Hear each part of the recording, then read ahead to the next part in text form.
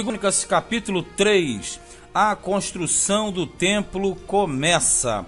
A narrativa que nós encontramos aqui no livro de Crônicas, ela é única. Então, na verdade, logo de início, logo de cara, no versículo 1, é a única referência que coloca o Monte Moriá como sendo o local da construção do templo e automaticamente sendo paralelo ao local onde Abraão ele foi oferecer Isaque em sacrifício, lá em Gênesis capítulo 22, verso 2. Então não existe outra passagem na Bíblia que faça essa relação entre as duas partes. Como nós sabemos, esta é a finalidade desse livro de Crônicas. Verso 1 diz: E começou Salomão a edificar a casa do Senhor em Jerusalém, que é o templo, no Monte Moriá, como nós falamos, o lugar do sacrifício de Abraão, onde o Senhor se tinha mostrado a Davi, seu pai, no lugar que Davi tinha preparado na eira de Ornã, o Jebuseu. Então aqui tem o fechamento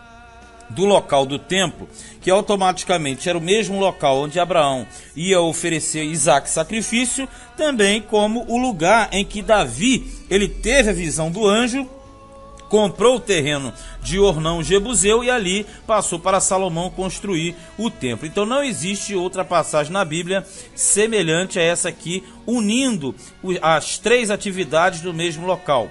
2. E começou a edificar no segundo mês, no dia segundo, no ano quarto do seu reinado. Isso aqui você vai subtrair. Como você começou em 970, o reinado de Salomão, é só você cair e você vai praticamente chegar a 966 a.C. aproximadamente. É só você sempre trabalhar na questão regressiva. Verso 3. E estes foram os fundamentos que Salomão pôs para edificar a casa de Deus. O comprimento em côvados, segundo a medida primeira, de 60 côvados, e a largura de 20 côvados. E o alpendre que estava na frente de comprimento, segundo a largura da casa, era de 20 côvados. E a altura de 120, o que dentro cobriu com ouro puro. Geralmente as medidas você sabe, o côvado nós dividimos pela metade, temos a extensão em metros. Então quando fala 20 côvados, 10 metros, 20 côvados, aí 10 metros também. Por aí você vai vendo que ele era na verdade quadrado, era em forma de cubo, assim como era também o lugar santíssimo.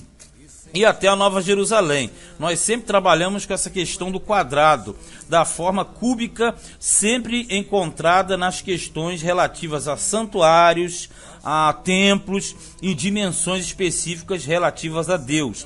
5. E a casa grande forrou com madeira de faia, e então o cobriu com ouro fino, e fez sobre ela palmas e cadeias. Quer dizer, isso aqui são desenhos de palmeiras, cadeias, o mesmo que correntes. São aquelas ilustrações, aquelas gravuras. 6. E também a casa adornou de pedras preciosas para ornamento, e o ouro era ouro de Parvaim. Quando fala ouro de Parvaim, é uma região. Não existe uma especificação clara, pelo menos por enquanto, a respeito dessa região. Quando fala ouro de Ofir, já fica mais fácil de se identificar. 7. Também na casa cobriu as traves e os umbrais e as paredes e as suas portas com ouro, e lavrou querubins nas paredes, quer dizer, adornou, fez ilustrações de querubins.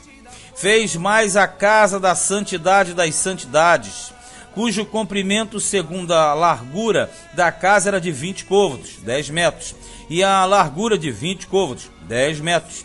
E cobriu-lhe de ouro do peso de 600 talentos. O peso dos pregos era de 50 ciclos de ouro. E cobriu de ouro os cenáculos. Vamos entender aqui. A diferença básica é que as dimensões do tabernáculo, elas são inferiores ao templo. O templo, ele teve tudo no sentido de maior.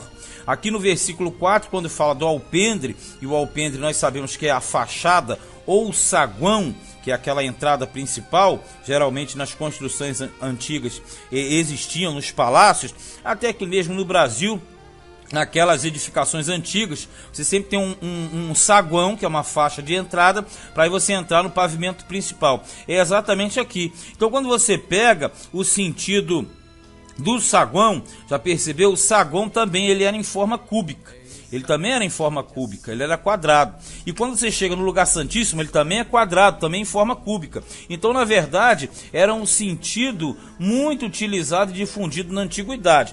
Agora, nas questões bíblicas, teológicas, nós sempre qualificamos como sendo um padrão, uma norma estipulada pelo próprio Deus. Versículo 10, os 2 querubins. Também fez na casa da santidade, das santidades, 2 querubins na forma de andantes e cobriu-os de ouro. O que é na forma de andantes? É como que se estivesse em deslocamento ou voando. E na verdade esses 2 querubins gigantes ficavam na parede de fundo, em cima da onde ficaria a arca com o propiciatório. 11.